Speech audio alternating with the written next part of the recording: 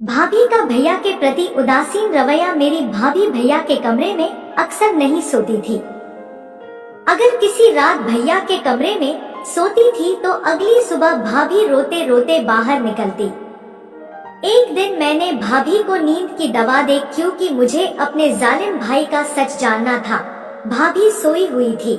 तभी मैं भाभी की चुन्नी लेकर भैया के कमरे में चली गई।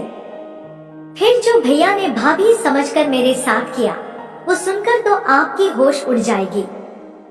मेरे बचपन में ही मेरे माँ बाप का मौत हो गई थी। सब कुछ मेरा भैया ने ही किया था। एक दिन सुबह मेरी आँख खुली तो मैंने भाभी को सिसकते हुए देखा।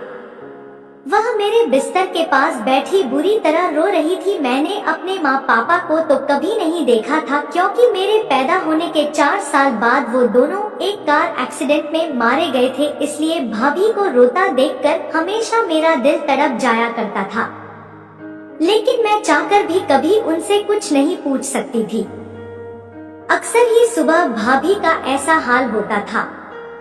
कुछ समय पहले मैंने एक बार भाभी से पूछा था कि आखिर वो भैया के कमरे से सुबह सुबह बाहर आकर इतना रोती क्यों है, तो भाभी ने कोई जवाब नहीं दिया और मुझे डांट दिया। भाभी जब भी उनके कमरे से निकलती, भाभी का हुलिया बहुत ही अजीब सा होता। उनके बिखरे हुए बाल और पुराने कपड़े एक अजीब सी मजबूरी सुना रहे होते। ये सिलसिला कुछ साल पहले से ही शुरू था और जैसे जैसे मुझे होश आ रहा था मेरे लिए सब कुछ अचंभित होता जा रहा था। मेरे अंदर एक जुनून सा पैदा हो गया था कि मेरा भाई आखिर मेरी भाभी के साथ रात भर क्या करता है। इस सवाल ने मुझे बेचैन कर दिया था। मैं 16 साल की हो चुकी थी और अब बहुत सी बातें अच्छी तरह समझने लगी थी। भाभी का रोता चेहरा देखकर मुझे किसी मजबूरी की चेतावनी लगती थी, लेकिन हैरत की बात ये थी कि जब भाभी कमरे से निकलती तो वह रो रही होती और जब भाई कमरे से निकलते तो उनके चेहरे पर एक दिलकश मुस्कुराहट होती थी और वो कुछ ना कुछ गुनगुनाते रहते हैं जैसे बहुत खुश हों। और भाभी का हाल ऐसा होता था कि भाभी भैया के कमरे से निकलने के बाद दोबारा उनके सामने जाने से भी डरती थी। वो उनका नाश्ता भी मेरे हाथ ही उनके कमरे में भेज देती। खुद सारा वक्त किचन में खड़ी रहती और आंसू बहाती रहती या तो बाथरूम में बंद हो जाती। भाभी की हालत देख देख कर मुझे बहुत तरस आता था। मैं 10वीं क्लास में पढ़ती थी और नाश्ता देने के बाद मैं अपने स्कूल के लिए घर से निकल जाया करती थी, लेकिन सारा वक्त मेरे दिमाग में भाभी का ख्याल घूमता रहता। मैंने कभी किसी सुबह भैया को परेशान या बेचैन नहीं देखा था। वो हमेशा ही बहुत खुशी से नाश्ता करने बैठते और उनका चेहरा बहुत खुश दिखता था, जबकि भाभी को देखकर ऐसा लगता कि किसी भी पल भाभी को कुछ भी हो जाएगा। अक्सर मैं नाश्ता बनाते हुए भाभी के शरीर को कंपक पाते हुए भी देखी थी। मेरा दिल चाहता था कि मैं भाभी से पूछूं कि भाई रात को उनके साथ ऐसा क्या करते हैं जो उनका इतना बुरा हाल हो जाता है, मगर भाई के नाम पर भाभी के चेहरे पर खौफ नजर आने लगता था। भाभी हर रात भैया के कमरे में सोने के लिए नहीं जाती थी, बल्कि वह मेरे साथ ही सोती थी। कभी कभी उन्हें जबरदस्ती भैया अपने साथ कमरे में ले जाते थे और भाभी मना करने की कोशिश करती थी, लेकिन भैया उनकी एक ना सुनते। भैया की आवाज में मोहब्बत की ऐसी चाशनी घुली होती कि सुनने वाला हैरान रह जाए, लेकिन मैं अच्छी तरह जानती थी भैया भाभी को कमरे में ले जाकर यकीनन उनके साथ कुछ गलत करते हैं। किसी भी लड़की के लिए किसी लड़की को रोता तड़पता देखना बहुत ही मुश्किल काम है और मेरा भी ऐसा ही हाल था। ना मैं पढ़ाई पर ध्यान दे पा रही थी और ना ही घर में मेरा दिल लगता था। मेरा दिल चाहता है कि मैं किसी भी तरह अपनी भाभी को भाई के कमरे में ना जाने दूं, लेकिन मैं किसी तरह भाई को मना नहीं कर सकती थी। भाई तो मेरे सामने भाभी के साथ बहुत ही मोहब्बत से पेश आते थे। घर के माहौल ने मुझे इस कदर परेशान किया था कि मैं इम्तिहान में बुरी तरह फेल हो गई। मैंने भाई और भाभी को रिजल्ट नहीं बताया, लेकिन मेरे दोस्त हैरान थी क्योंकि मैं पढ़ाई में बहुत अच्छी थी। वो बार बार मुझसे पूछने लगी कि मेरा ध्यान कहाँ रहता है।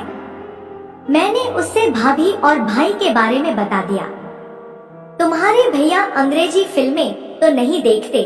सोहा ने अचानक से सवाल किया। मैं हक्का बक्का से उसे देखने लगी।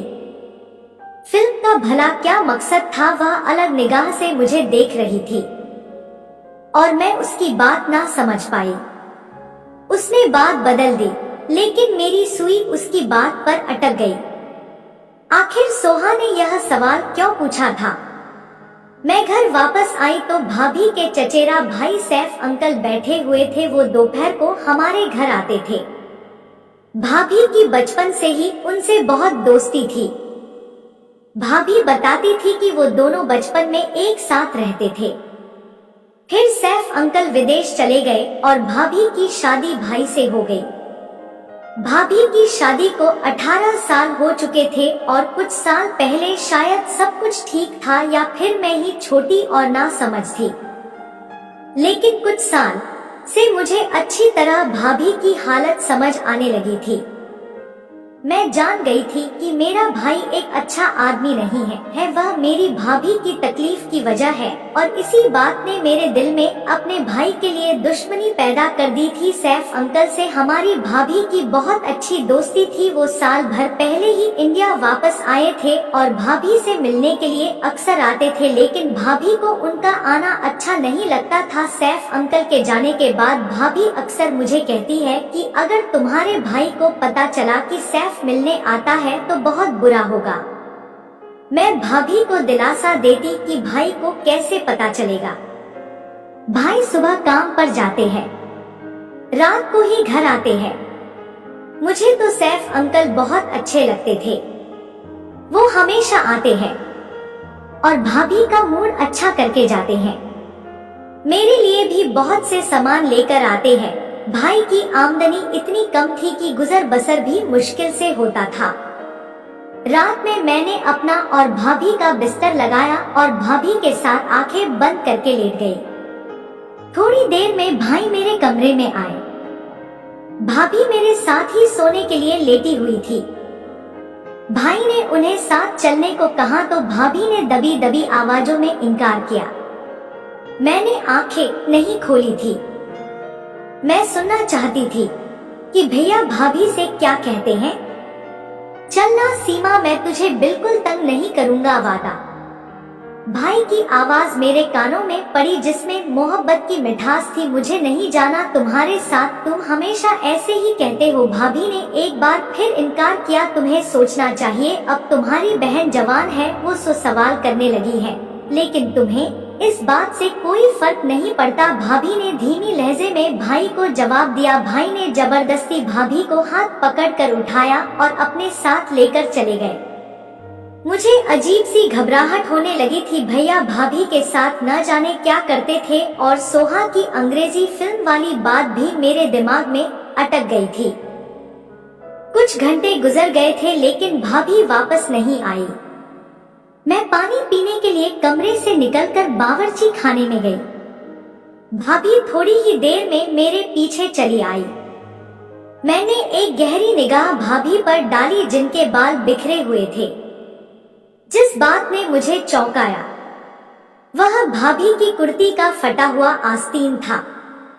भाभी को मेरी नजरों का एहसास हो गया था। वो जल्दी से दुपट्टा को अच्छी तरह लपेट ली। मेरे सामने ही भाभी ने सुबह सही सूट पहना था, लेकिन फिर अचानक ही भाभी का सूट कैसे फट गया। भाभी मुझसे पूछ रही थी कि मैं इतनी रात को क्यों जाग रही हूँ। मैंने झूठा बहाना बनाया कि मैं भी उठकर पानी पीने आई थी। भाभी मेरे साथ वापस मेरे कमरे में आ गई। मैंने सोने के लिए आंखें बंद कर ली, लेकिन मुझे भाभी की सिसकियों की आवाज सुनाई दे रही थी। मेरा दिल चाह रहा था कि मैं उठकर अपनी भाभी को तसल्ली दूं और दिल में आए सारे सवाल को जबान पर ले आऊं, लेकिन मैं अपनी जगह खामोश पड़ी रही। भैया सुबह सुबह ऐसे तैयार होकर कमरे से निकले थे जैसे कोई हीरो हो।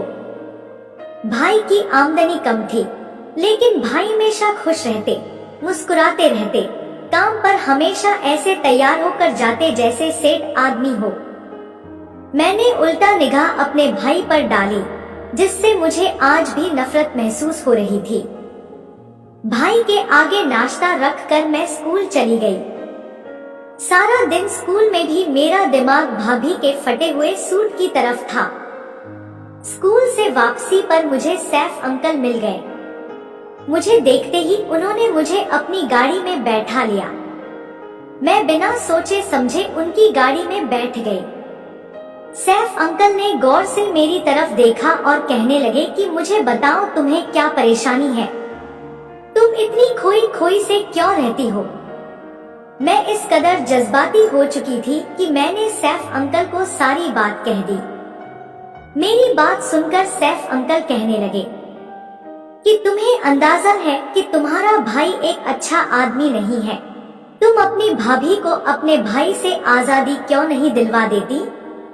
कब तक तुम दोनों उनकी जुल्म की चक्की में पिसते रहोगी? सैफ अंकल ने बहुत ही फिक्रमंदी से मुझे एडवाइस दी, जिसे सुनकर मेरी होश उड़ गई। मैं भाई को छोड़ने के बारे में सोच भी नहीं सकती थी। भाई ने मेरे साथ कभी ऊंची आवाज में बात तक नहीं की थी, फिर मैं भाई को जालिम कैसे कहती? मैं तो ये भी नहीं जानती थी कि बंद दरवाजे के पीछे भाई और भाभी के बीच क्या होता है। सैफ अंकल की बात सुनकर मैं सोच के समंदर में डूब गई। बहुत सोचने के बावजूद भी मुझे भाई की कोई ऐसी बात याद नहीं आई थी जिससे मैं उन्हें जालिम करार देती, लेकिन भाभी की तड़प और आंसू भाई को जालिम साबित करते थे।